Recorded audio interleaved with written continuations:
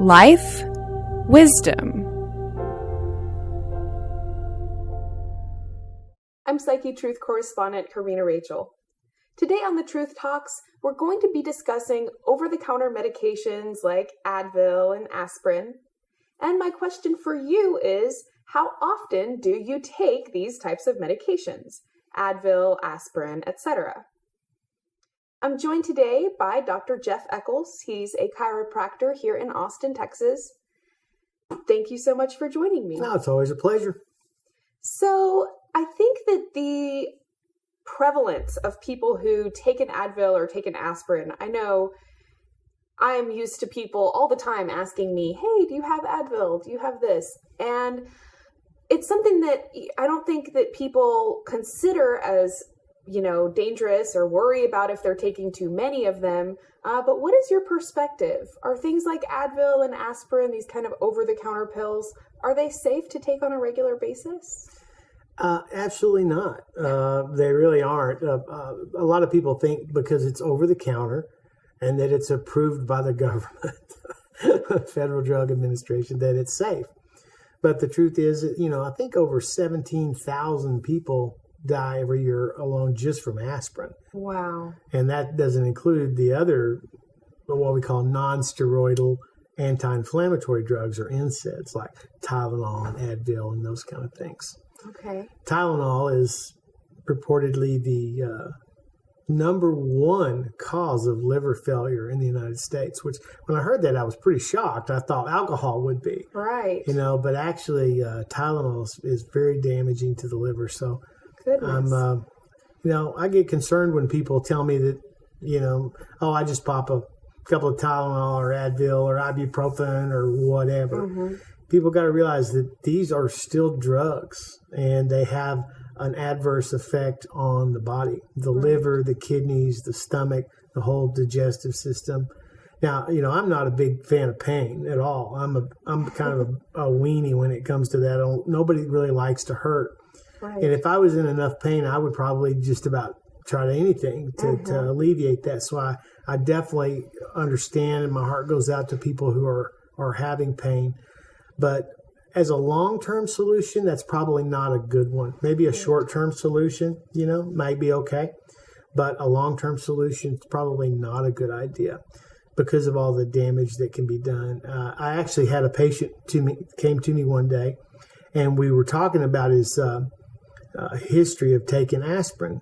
He had told him that his doctor had told him to take an aspirin every day because he had heart issues. Mm-hmm. And he developed, the aspirin actually wore a hole in his stomach, and he had a bleeding situation. He lost about 4 or 5 pints of blood before they could get him to the emergency room. And he almost died. And they repaired it. And then that evening, after we went home, he had another one.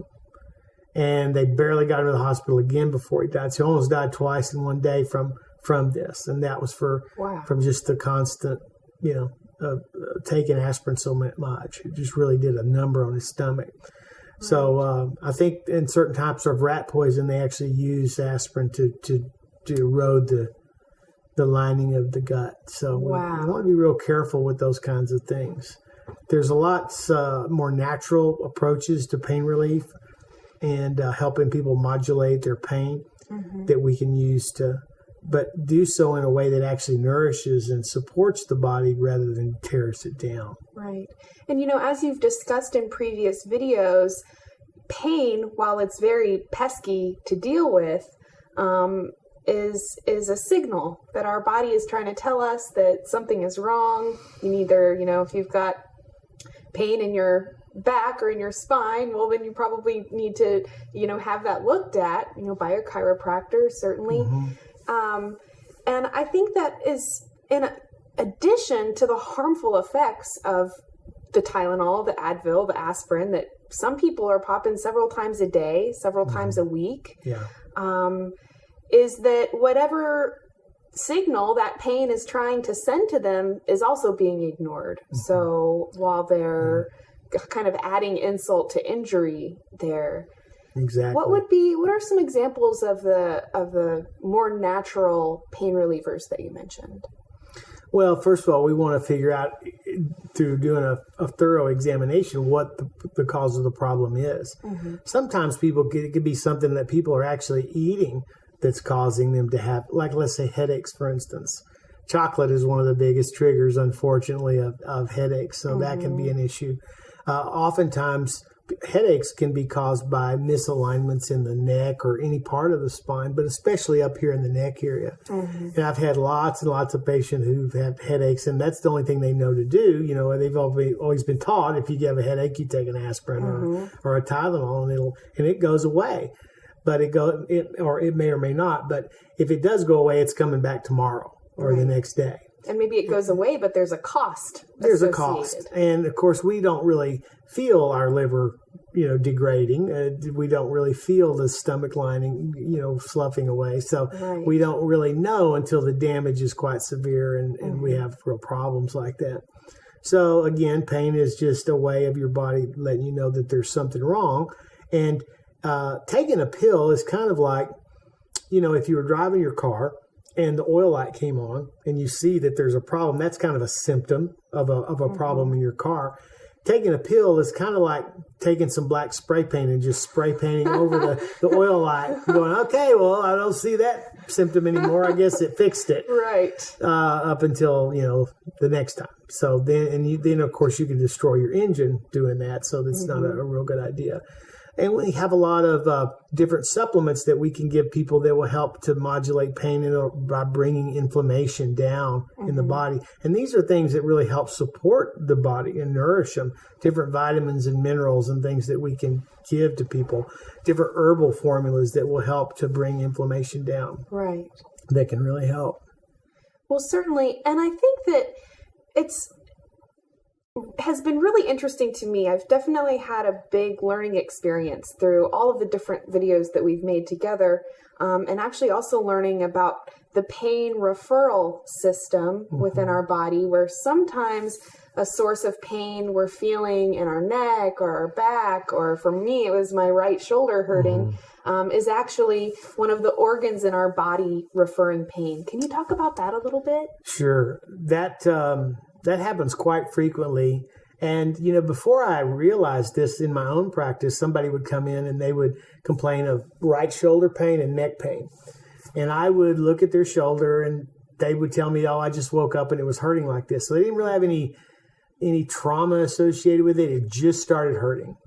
And I would adjust their neck and their shoulder and they would get some relief, but it really wouldn't fix the problem until finally I realized that the organs are actually referring pain. When somebody goes to bed at night and they don't have anything wrong and they wake up in the next morning and they can't move their head, it's almost always a problem with an organ reflexing, referring pain to a specific place. And I believe in your case, wasn't it the gallbladder that was actually referring pain into your shoulder and causing that? And I had that happen myself the other night. I had a gallbladder spasm and I woke up the next morning and I couldn't really move my head very well. And I felt like I had a knife stuck in my shoulder. So, we kind of think, well, I'll take an Advil for that. Well, that's probably not going to help your gallbladder at all. It may make things worse. It may make the pain go away for a little while. And then if that problem is ignored, then you're going to lose your gallbladder because your gallbladder usually can just get more and more unhealthy, collect more and more stones. Right. And then you'll have a gallbladder attack. You'll end up in the emergency room and you'll have to have it taken out. Yikes. And they don't think anything at all about taking your gallbladder out either. They'll do that in a heartbeat. If one little hiccup, they'll take it out. Right. And I had a friend who actually had to get his liver replaced, and he found out about a year later. Well, they actually took his gallbladder too during that procedure. I've even heard that in certain operations, they had the person open and they just arbitrarily removed their gallbladder because it could eventually go bad and then you didn't really need it anyway. Oh, goodness. And the gallbladder is essential for proper fat digestion. It also helps to make sure that our minerals get into our bones properly. So people with gallbladder that's been taken out, they can actually end up with osteoporosis. an increased risk for hip fractures and those kind of things. So it's, everything was put here for a reason, in our body. And it's, we need those kind of things. So we don't want to arbitrarily just start removing organs because they don't think they need them. Right. Well, thank you so much. We've covered a lot of ground today. And just to kind of quickly recap, I think it's really important to kind of drive home this information about Advil and aspirin and Tylenol, because I even know there's, baby Tylenol and kids Tylenol. This is something that from a very young age, at least in this country, it's very common that people are taking a Tylenol, or I remember for my mom, it was BC powder was what she used to take. And not only do these different medications cause liver stress and stress in our stomach, stress in our kidneys that you mentioned, but also it's totally ignoring the fact that that pain is there for a reason. It's trying to tell you there's a problem and that you really need to address it. Yeah, and it actually gets even worse because people they'll forget. They don't realize they're maybe on a prescription medication as well. We don't really know how that's going to interact. And then they may have a few drinks on top of that. Now we've got a soup for disaster. Right. Here we've got alcohol, we've got over-the-counter medications, we've got prescription medications. We're throwing these all into the mix. And, I believe that's we've lost some of our good performers and actors and stuff in just that very way, with all of these different things reacting together. So, food is the best medicine for our bodies. Great. Food, movement, good clean air, good clean water. And chiropractic adjustments. Adjustments are always very helpful. And it's really, really helpful that within your scope of practice, you are able to offer the standard process supplements so that in my case, for instance, where my gallbladder was referring that pain into my shoulder, I was actually able to get those supplements from you. And it actually has really helped. I've been on them for a couple of weeks now, and I'm experiencing a lot less pain. So excellent. Very good. I'm glad to hear that. Great. Well, thank you so much for your time today. My pleasure. Thank you. Thank you for being here. Be sure to leave your comment letting us know how often you take Advil, aspirin, Tylenol, or any of these over-the-counter medications.